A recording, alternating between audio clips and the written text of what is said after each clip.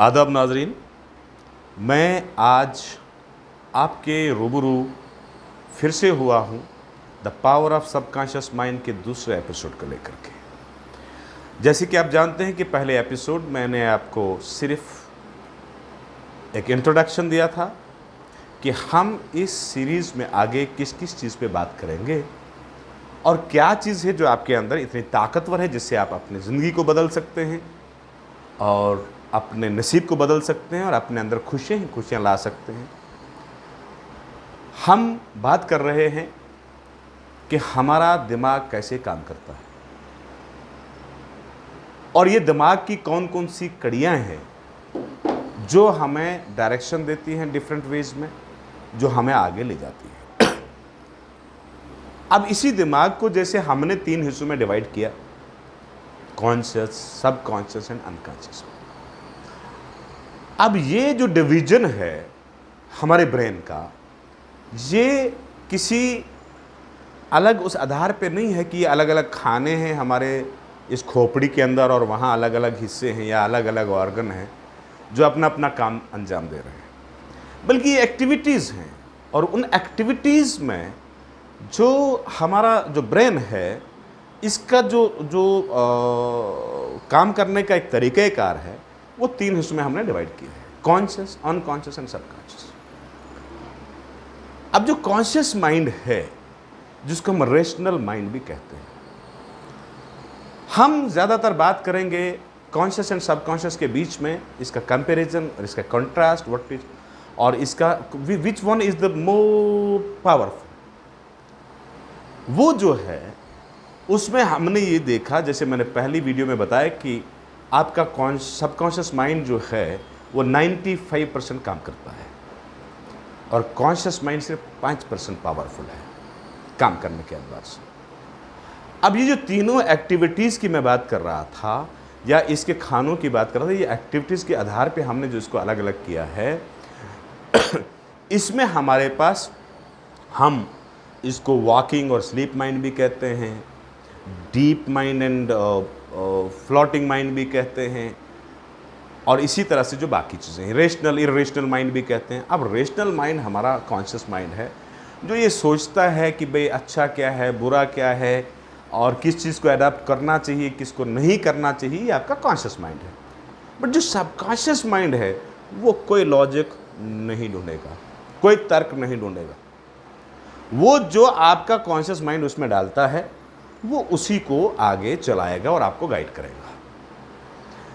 जो भी आइडियाज़, जो भी थॉट्स आपका सबकॉन्शियस माइंड लेगा, वो आपके सबकॉन्शियस माइंड में सिंक होते जाएंगे और वो वहाँ वो पनपते रहते हैं। अब उसके बाद दूसरा एक प्रोसेस इसमें आता है, जैसे एक फिलोसोफर ने बड़ा खूब कहा है, out of sight means out of mind. अब out of sight means out of mind का मतलब ये है, अब कॉन्शियस माइंड जिस चीज़ को बार बार देखता है वो चीज़ बार बार उसको अंदर पास ऑन करता है और वो उसकी फाउंडेशन आपके सबकॉन्शियस माइंड में उतनी ही ज़्यादा स्ट्रांग होती जाती है।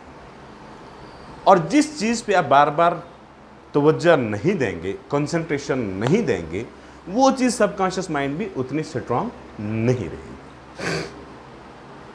सबकॉन्शियस माइंड का एक बहुत बड़ा बेहतरीन अंदाज़ है यहाँ पे जो मुझे बहुत पसंद है कि इसके पास सारी चीज़ें बिल्कुल बराबर हैं, चाहे अच्छा हो या बुरा हो, ये इसमें सोचने की जहमत नहीं करेगा, ये आपको आर्गुमेंटेशन नहीं करेगा कि भाई ये गलत है ये सही है। नो, ये काम तो कॉन्शियस माइंड का है। ये कहता बाबा मेरा काम नहीं है, मेरा काम है आपको चलाना।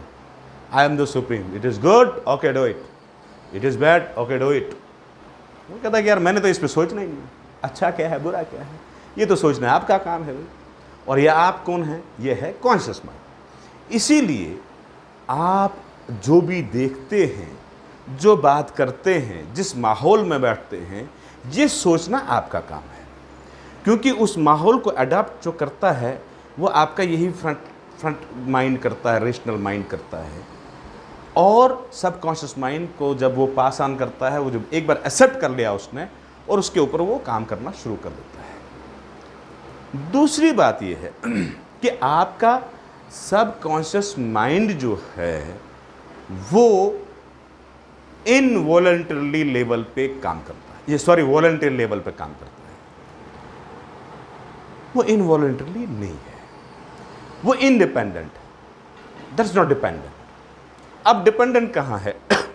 आपका सबकॉन्शियस माइंड डिपेंड जो है वो रहता है कॉन्शियस माइंड पे कि भाई वो गेट के अंदर क्या आने दे रहा है, वो किस चीज़ को आपके सामने क्या क्या चीज़ें लाता है, वो वहाँ पे डिपेंडेंट है। लेकिन जब एक बार उसने किसी चीज़ को एक्सेप्ट कर लिया, उसको फिर तब्दील करना काफ़ी मुश्किल काम है, वो आसान नहीं है। इसको यहाँ से इन्फॉर्मेशन देना आसान है, लेकिन उधर से बाहर निकालना उस इन्फॉर्मेशन को काफ़ी मुश्किल काम है। इसीलिए जो मैं बात कह रहा था कि आप किसी सोसाइटी में हैं, किसी इन्वायरमेंट में हैं, कौन सा पीयर ग्रुप आपका कैसा है, आपका फ्रेंड सर्कल कैसा है, आप किस किस्म के आदत को अपनाए हुए हो, आप किस किस्म की बुक्स को पढ़ते हो, आपका सबकॉन्शियस माइंड वही चीज़ें आपको देगा, उसी की डायरेक्शन करेगा। मैं आपको एक मिसाल और दे दूँगा। हमारा जो बच्चा छोटा होता है, 2 साल का, 4 साल का, उस बच्चे को ये कोई पता नहीं है अल्लाह क्या है, गॉड क्या है, राम क्या है, ईश्वर क्या है। He is out of all this things.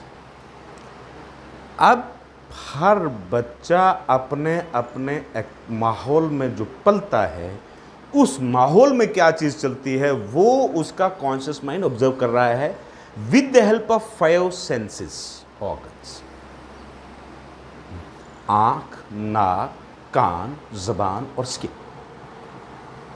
ये आहिस्ता आहिस्ता इस कॉन्शियस माइंड के ज़रिए से सबकॉन्शियस माइंड में ये चीज़ें डालता है, और फिर जब जो जो एज बढ़ती जाती है और इसका ये कॉन्सेप्ट बढ़ता जाता है और ये एडजस्ट हो जाता है वहाँ पे, वरना तो इसके पास ये तो प्लान पट्टी है। ये it is the law of nature, और specially for the human beings, as the human being is a social animal, इसके लिए it is very important what kind of the society he is having, what kind of the environment he is having। ये इसके लिए बहुत अहम है कि वो किस किस्म के माहौल में अपनी ज़िंदगी बसर कर रहा है, वो किस किस्म के माहौल में रह रहा है। वही चीज़ें जो अडॉप्ट की जाएंगी कॉन्शियस माइंड के द्वारा, वो उसका हैबिट बन जाएगा, और वो जो हैबिट है आगे आहिस्ता आहिस्ता जा करके, चाहे अच्छी हो या बुरी हो, अब ये सब कॉन्शियस माइंड इसको इंडिपेंडेंटली चलाता है। अब जैसे मैंने आपको पहले भी कहा था, अब ये इंडिपेंडेंटली कैसे चलाता है, ये मैं आपको एक और उदाहरण इसका दूंगा।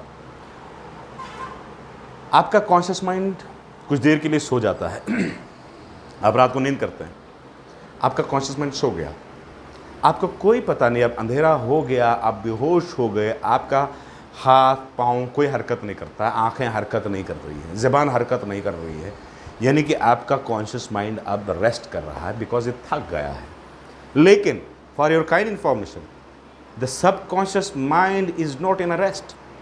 आपका सबकॉन्शियस माइंड सोया नहीं है, ये कंटिन्यूसली आपका काम कर रहा है, ये अपने काम में लगातार लगा हुआ है ईमानदारी के साथ और इंडिपेंडेंटली कर रहा है, जिसमें आपके हार्ट की पल्पिटेशन, हार्ट बीट होना, सप्लाई होना ऑर्गन्स का, ब्लड का सप्लाई होना, आपके डाइजेस्टिव सिस्टम का फूड को डाइजेस्ट करना, आपका सांस लेना, फेफड़ों में ऑक्सीजन लेना और उस ऑक्सीजन को दिल तक पहुंचाना, फिर ब्लड के साथ मिक्स करना, फिर वो ऑक्सीजन मॉलिक्यूल ब्रेन तक पहुंचना, ये 4 मिनट का खेल जो है, ये सारा प्रोसेस, सारा काम आपका सबकॉन्शियस माइंड कर रहा है,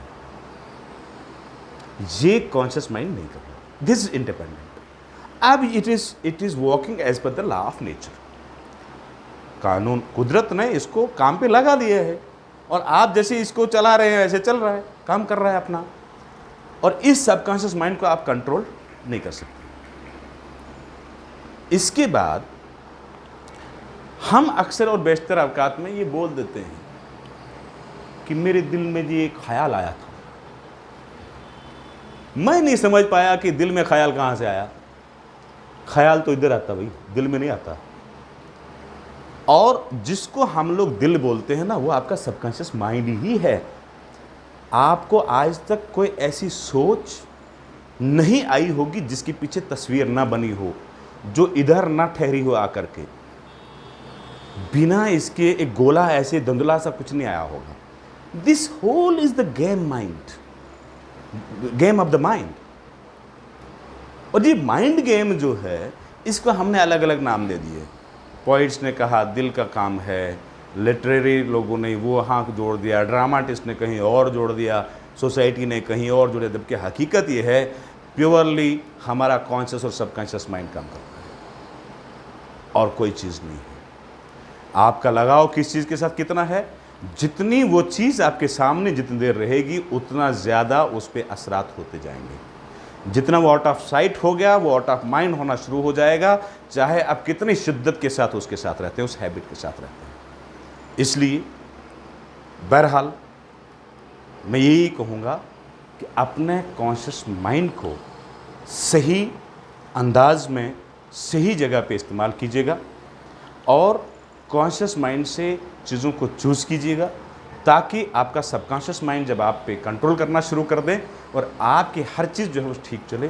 बहरहाल एक दूसरी वीडियो के साथ आपके रूबरू फिर से हाजिर होंगे। तब तक के लिए इजाज़त चाहूँगा।